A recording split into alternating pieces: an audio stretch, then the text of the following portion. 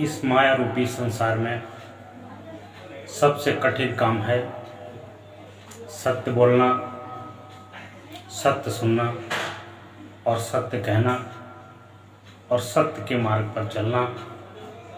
और उससे भी कठिन कार्य है सत्य का आचरण करना।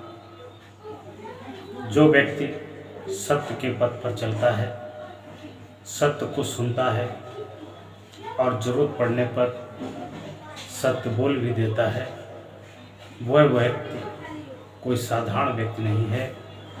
वह व्यक्ति बहुत हिम्मत वाला व्यक्ति है, क्योंकि सत्य बोलने से, सत्य सुनने से, सत्य कहने से, सत्य के पथ पर चलने से अनगिनत प्रकार की बुराइयां उत्पन्न होती हैं और उससे आपकी दुश्मनी और नाराज़गी भी समाज में बन जाती है। जो तुम्हारा अपना हितैषी होगा, जो तुम्हारा अपना होगा, जो तुम्हें अपना समझता होगा, अपना मानता होगा, वही तुम्हारे लिए सत्य बोलेगा और तुम्हारी वास्तविकता का आईना तुम्हें दिखाएगा। तुम्हारे गुण और तुम्हारे अवगुण तुम्हें दिखाएगा। और कुछ लोग बहुत चतुराई के साथ किसी भी व्यक्ति में कितने भी गुण अवगुण हों, पता करने पर फट से चापलूसी से कह देता है कि आप बड़े अच्छे हैं, आप बड़े महान हैं, आप बड़े योग्य हैं। ऐसे ही लोगों से लोग समाज में प्रसन्न रहते हैं। और जो तुम्हारे सच्चे आचरण का तुम्हें बोध करा दे, तुम्हें आईना दिखा दे, वह तुम्हारा शत्रु बन जाता है, तुम्हारा दुश्मन बन जाता है। इसलिए सत्य का मार्ग बहुत ही कठिन होता है, सत्य का पथ भी बहुत कठिन होता है। बच्चा, लड़की हो या लड़का हो, इंसान का बच्चा जन्म लेता है, साल 2 साल के बाद में बोलना सीख जाता है, हंसना और मुस्कुराना सीख जाता है और बहुत ही प्रसन्न रहने लगता है। धीरे धीरे बच्चा किशोरावस्था की ओर बढ़ता है, तब भी बच्चा बहुत खुश और प्रसन्न रहता है, क्योंकि उसके अंदर किसी भी प्रकार का विकार नहीं उत्पन्न हुआ है, बुराई नहीं उत्पन्न हुई है और ना ही किसी प्रकार की गलत आदत लगी है, ना ही किसी प्रकार का नशा लगा है और ना ही उसके अंदर झूठ बोलने की आदत है, ना ही किसी के प्रति राग द्वेष की भावना है। बच्चे तो ईश्वर का रूप होते हैं। आपने बहुत स्थानों पर देखा होगा कि आप किसी के घर पे जाके दरवाज़ा खटखटाते हैं, उस व्यक्ति से मिलना चाहते हैं, वह व्यक्ति अपने आलस के कारण, अपनी झूठ बात के कारण या किसी वजह से आपसे मिलना नहीं चाहता है, तो अपने बच्चे से ही कह देता है कि जाओ बेटा, कह देना कि अंकल घर पर नहीं है। बच्चा तो बच्चा होता है, बच्चा ईश्वर का रूप होता है। वो उस व्यक्ति से जाके नमस्कार करता है और वो व्यक्ति पूछता है कि बेटा आपके पापा कहाँ हैं। वह बेटा ईश्वर का रूप होते हुए वो कह देता है कि पापा अंदर लेटे हैं और पापा ही ने कहा है कि कह देना पापा घर पर नहीं है। इसलिए जब तक आपके अंदर सच्चाई विद्यमान रहती है, किसी प्रकार की गलत आदत नहीं रहती है, किसी प्रकार का राग द्वेष नहीं रहता है, किसी प्रकार का नशा नहीं रहता है, तब तक आपका जीवन सादा होता है। सादा जीवन, सादा भोजन और उच्च विचार हमेशा आपकी प्रसन्नता का कारण बनते हैं। उस समय तक आप देव स्वरूप में रहते हैं। जब तक किशोरावस्था रहती है, धीरे धीरे व्यक्ति किशोरावस्था से जवानी में प्रवेश करता है। जवानी में प्रवेश करते ही उसके अंदर दुनिया के अवगुण आना प्रारंभ कर देते हैं। नशा करने का अवगुण, गलत खान पान का अवगुण, झूठ बोलने का अवगुण, आलस्य करने का अवगुण, जिद करने का अवगुण, नशा करने का अवगुण, द्वेष निंदा करने का अवगुण, ईर्ष्या के अवगुण। इस प्रकार के जब अवगुण व्यक्ति में विद्यमान होते हैं तब उसकी सुख शांति भंग होने लगती है, निरंतर उसके चेहरे की प्रसन्नता भी कम होने लगती है और निरंतर उसका समाज में वर्चस्व भी कम होने लगता है। समाज में उसी व्यक्ति की कदर होती है, उसी व्यक्ति को सम्मान मिलता है, मान प्रतिष्ठा मिलता है, जो दूसरों की खुशी में खुश होता है और दूसरों के विकास और तरक्की को देखकर प्रसन्न होता है और उसको धन्यवाद भी देता है। वही व्यक्ति सदैव प्रसन्न रहता है। दूसरी बात यह भी है कि जवानी अवस्था एक ऐसी अवस्था होती है जहाँ पर व्यक्ति अपने पूरे जीवन का निर्माण करता है। यौवन अवस्था में व्यक्ति अपने भविष्य का, अपने भाग्य का निर्माण करता है, अच्छी अच्छी शिक्षा ग्रहण करता है, अच्छी अच्छी तालीम ग्रहण करता है, जिससे आगे चलकर वही गुण उसके व्यवसायिक जीवन बनते हैं, उसको नौकरी दिलाते हैं, उसको कारोबार दिलाते हैं। नौकरी, कारोबार, उद्योग, व्यापार जवानी में ही सीखा जाता है। जो रिटायर की अवस्था 60-65 साल की अवस्था तक कार्य किया जाता है, ईमानदारी और वफादारी और नियम से, संयम से जो कार्य करता है, उसके पास गरीबी भटक नहीं सकती है, उसके पास कभी धन दौलत की कमी नहीं होती है। जिसने जवानी में अपना सुधार कर लिया उसका बुढ़ापा आराम से कट जाता है, सुखी सुखी कट जाता है। उसका बुढ़ापा सुख में कटता है और वो ईश्वर से एक ही प्रार्थना करता है कि प्रभु हंसते हंसते और चलते फिरते ये शरीर छूट जाए और मोक्ष को प्राप्त हो जाए। जिसका बचपना ठीक हो जाता है उसकी जवानी ठीक हो जाती है। जिसकी पर हम बताएंगे आपको एक व्यक्ति की कहानी है, उसका नाम नहीं लूँगा, नहीं तो वो हमको भी बहुत गाली देगा। आंखों देखी बिल्कुल सत्य घटना है। उस व्यक्ति के पास पर्याप्त धन संपत्ति, खेत, रुपया, पैसा था। वह व्यक्ति जवानी में ही बिगड़ चुका था।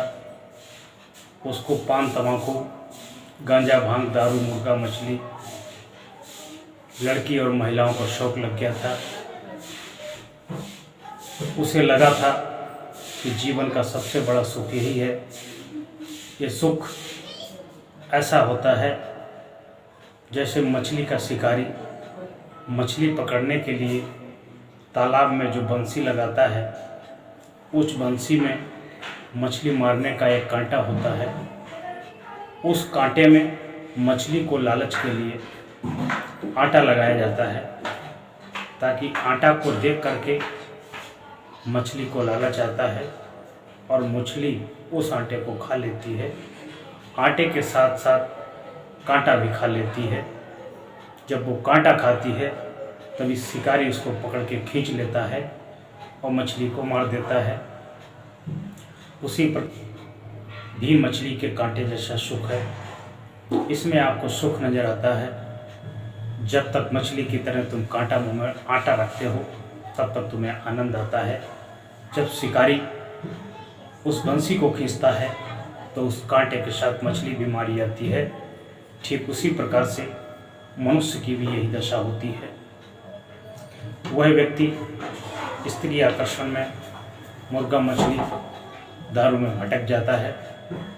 भटक जाने के बाद में उसके माता पिता सोचते हैं कि इसकी शादी कर दी जाए, इसे पारिवारिक बंधन में बांध दिया जाए, शायद कुछ सुधर जाए। लेकिन एक बिगड़ा हुआ व्यक्ति, वो लड़का हो या लड़की हो, जो बिगड़ गया है बहुत मुश्किल से सुधर सकता है, क्योंकि हाथी के दांत जब एक बार बाहर निकल जाते हैं तो उनका अंदर होना बहुत मुश्किल होता है।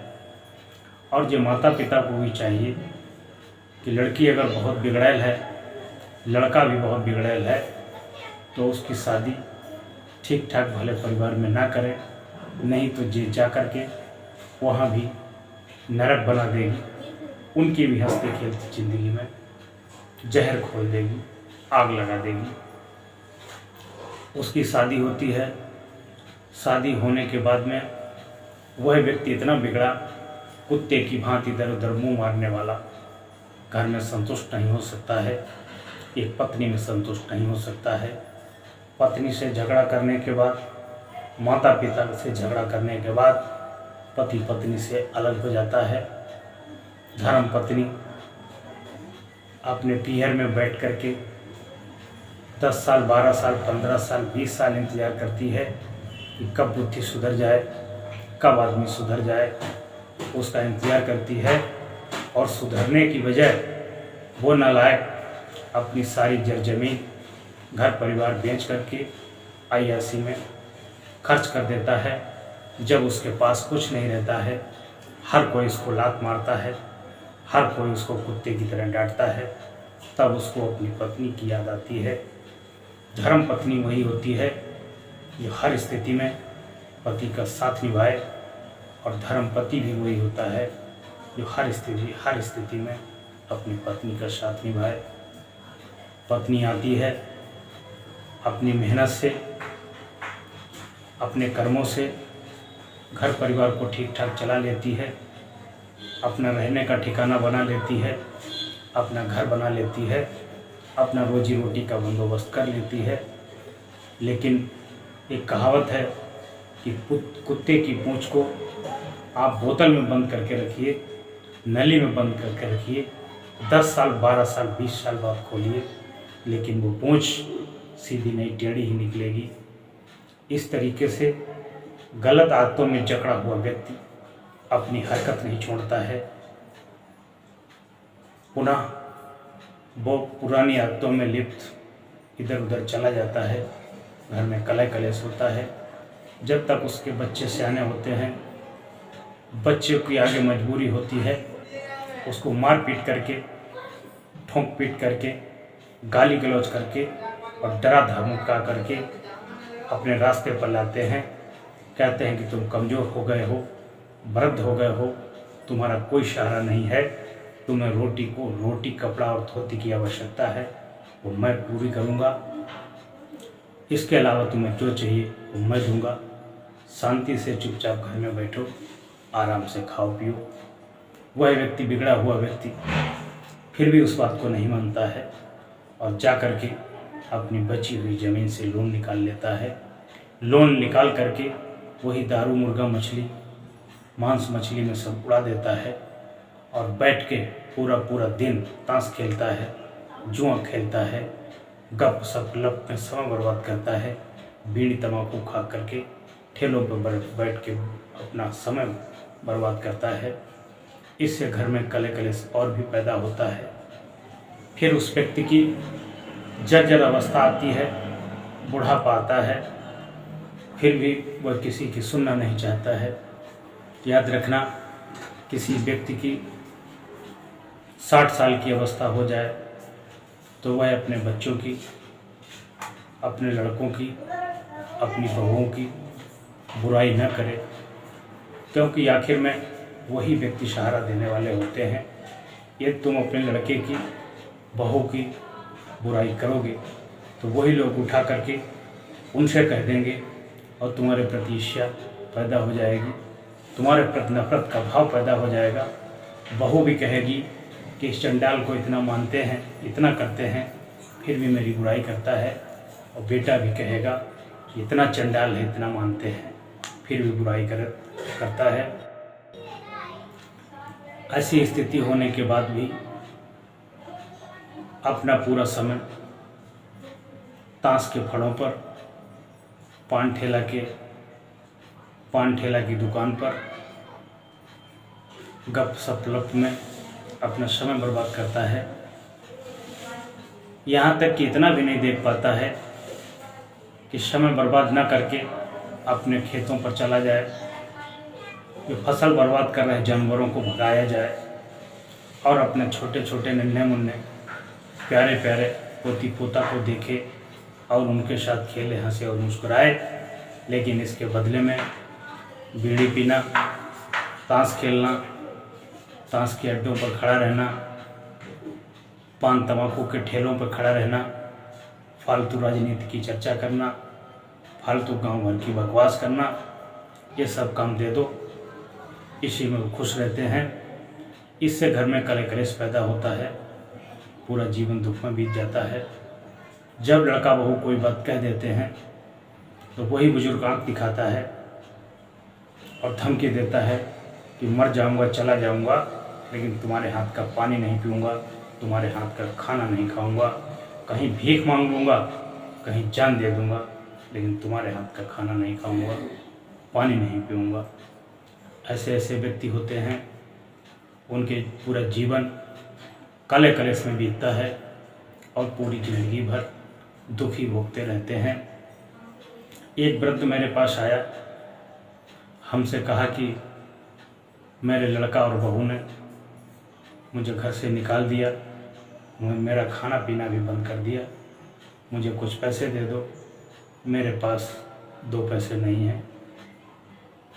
हमने उनके लड़के और बहू का नंबर लिया, उनसे बात किया कि तुमने वृद्ध माता पिता को घर से क्यों निकाल दिया। वह बताने लगे कि इनका पूरा दिन का काम है जुआ खेलना, ताश खेलना, बीड़ी पीना, तंबाकू खाना और राजनीति पर चर्चा करना, बिना वजह की चर्चा करना, पाँव में हवाई चप्पल नहीं, राजनीति की बात करते हैं, घर में सब्जी के लिए पैसे नहीं, ताश खेलते हैं, जुआ खेलते हैं, गपशप में टाइम बर्बाद करते हैं।